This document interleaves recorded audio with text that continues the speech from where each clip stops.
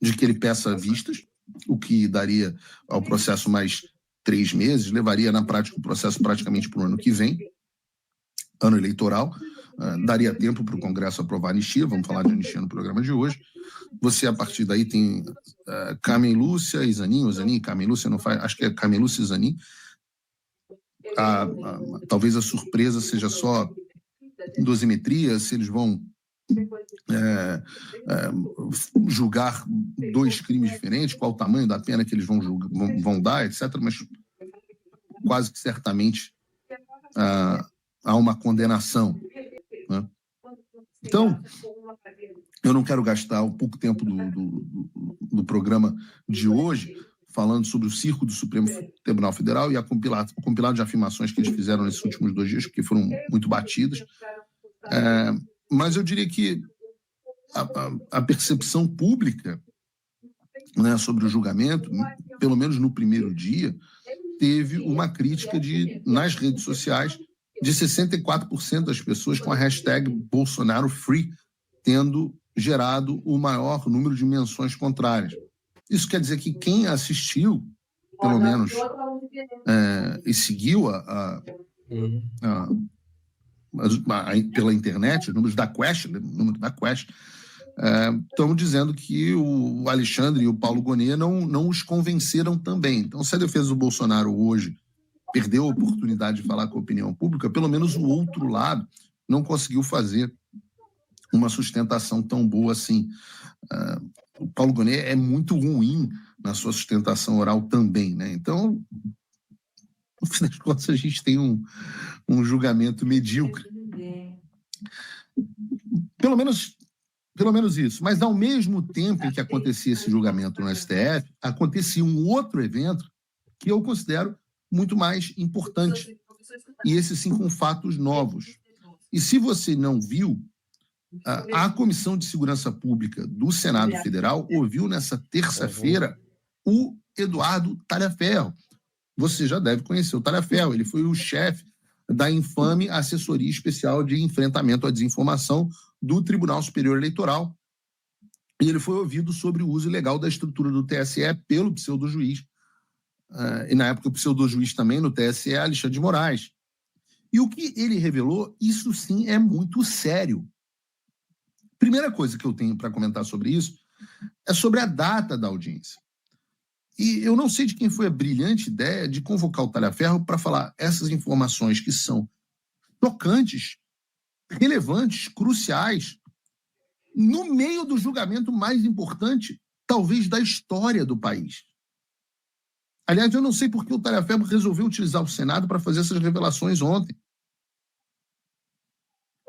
E o que eu quero dizer com isso? Eu quero dizer que se fosse feito na semana passada, nós tínhamos uma imprensa desesperada por pauta. E aí eu já expliquei aqui o que se chama de agendamento, né? Agendamento é quando você tem a capacidade de decidir o que vai ser discutido na sociedade.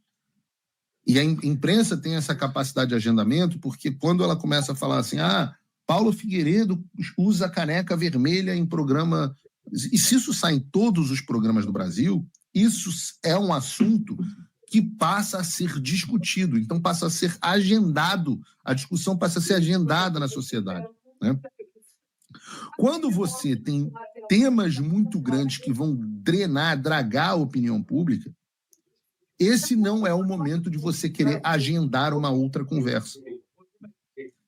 Isso é meio elementar de teoria da comunicação. Não é uma coisa assim, estou falando de uma coisa... nossa, caramba, Paulo Figueiredo, como você saca desse assunto? Não. E o seu bom senso vai dizer isso, né? Está todo mundo... Você está tendo um incêndio dentro da sua casa, você não vai querer começar a discutir com o seu marido onde é que ele está deixando a toalha molhada, porque isso não vai ter nenhuma atenção.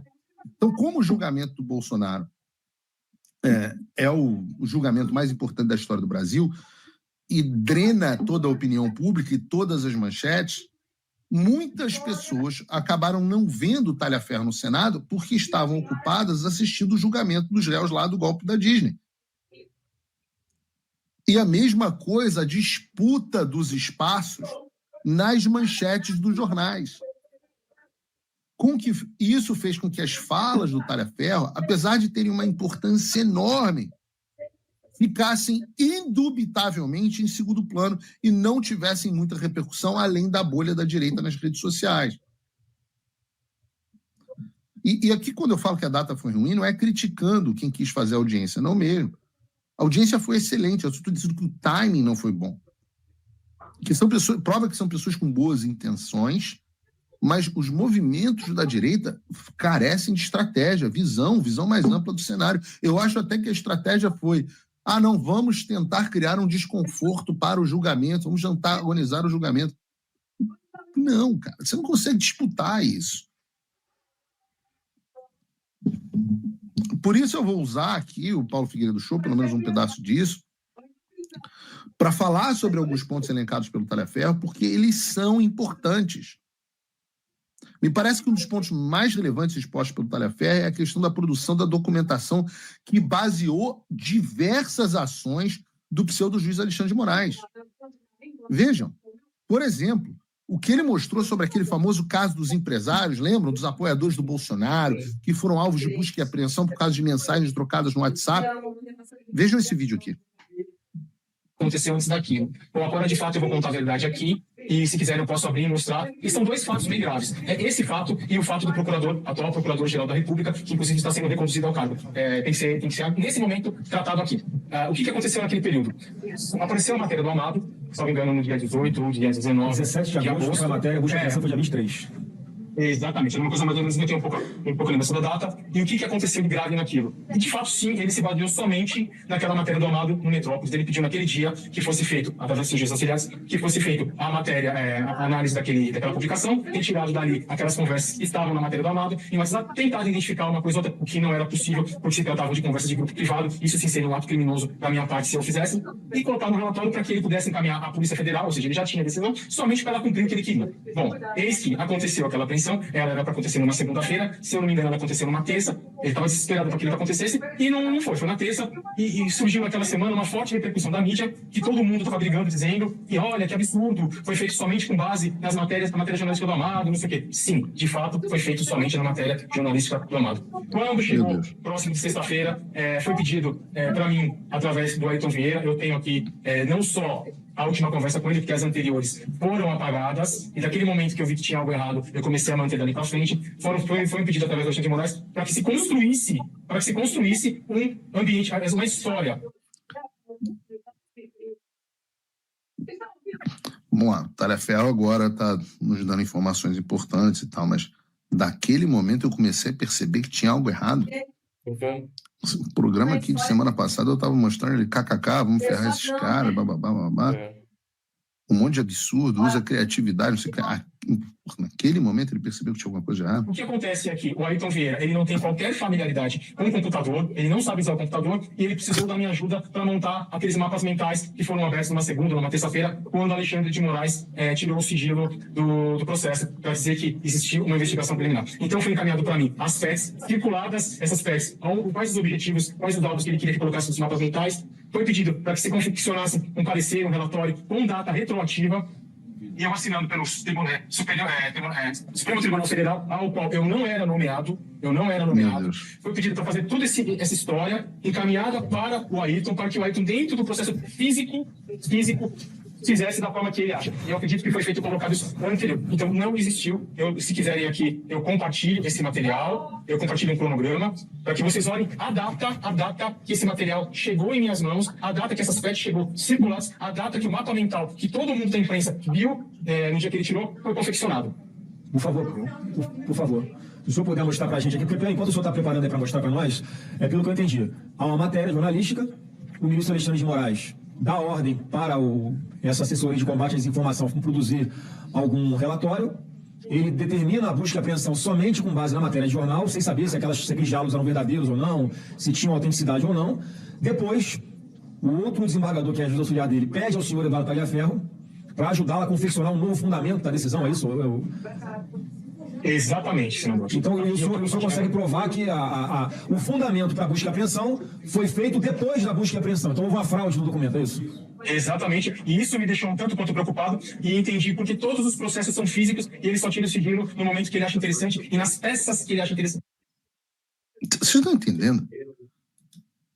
O Guilherme Amado, no dia 17 de agosto de 22, publicou a seguinte matéria. Exclusivo. Empresários bolsonaristas defendem golpe de Estado caso Lula seja eleito. Veja as apps. Nessa matéria, o Guilherme Amado diz que empresários apoiadores do presidente Bolsonaro estavam defendendo um golpe de Estado caso Lula fosse eleito. E aí ele apresenta alguns supostos diálogos desses empresários. O Alexandre lê a matéria e, com base apenas no que escreveu o Guilherme Amado, ele manda a Polícia Federal na casa de todos esses empresários. Sem prova, sem investigação, sem devido processo legal, sem nada além da reportagem de um jornalista medíocre que trouxe diálogos que ele sequer tinha como saber se eram verdadeiros ou não. Entendem por que é pseudo-juiz? E aí, para não deixar claro que esse criminoso fundamentou a operação policial contra os empresários com base em reportagem do Guilherme Amado, ele comete mais um crime e orienta de maneira posterior à operação a produção dos documentos que supostamente eram para ter justificado a própria operação. Já de posse desses documentos, ele vira para a mídia e para o STF e diz que esses documentos é que foram a base na operação. Vocês estão entendendo isso? O cara primeiro manda a Polícia Federal na casa dos caras, inicia uma devassa na vida financeira deles e depois ele manda a equipe dele preparar um relatório com uma data forjada, falsa, fraudulenta, para dizer que ele tinha base para perseguir esses caras. Eu não sei vocês, mas para mim, juiz que adultera a data de documento e forja prova retroativa para perseguir opositores políticos é, na verdade. Mas não acaba por aí, não. De que ele peça vistas, o que daria ao processo mais 3 meses, levaria na prática o processo praticamente para o ano que vem, ano eleitoral, daria tempo para o Congresso aprovar a anistia, vamos falar de anistia no programa de hoje. Você, a partir daí, tem Carmen Lúcia e Zanin, ou Zanin e Carmen Lúcia, não faz, acho que é Carmen Lúcia e Zanin. Talvez a surpresa seja só dosimetria, se eles vão julgar 2 crimes diferentes, qual o tamanho da pena que eles vão dar, etc. Mas quase que certamente há uma condenação. Né? Então, eu não quero gastar o pouco tempo do programa de hoje falando sobre o circo do Supremo Tribunal Federal e o compilado de afirmações que eles fizeram nesses últimos 2 dias, porque foram muito batidas. Mas eu diria que a percepção pública, né, sobre o julgamento, pelo menos no primeiro dia, teve uma crítica nas redes sociais de 64% das pessoas com a hashtag Bolsonaro Free, tendo gerado o maior número de menções contrárias. Isso quer dizer que quem assistiu, pelo menos, e seguiu pela internet, os números da Quest, estão dizendo que o Alexandre e o Paulo Gonet não os convenceram também. Então, se a defesa do Bolsonaro hoje perdeu a oportunidade de falar com a opinião pública, pelo menos o outro lado não conseguiu fazer uma sustentação tão boa assim. O Paulo Gonet é muito ruim na sua sustentação oral também, né? Então, no fim das contas, a gente tem um julgamento medíocre. Pelo menos isso. Mas, ao mesmo tempo em que acontecia esse julgamento no STF, acontecia um outro evento que eu considero muito mais importante. E esse, sim, com fatos novos. E se você não viu, a Comissão de Segurança Pública do Senado Federal ouviu nessa terça-feira o Eduardo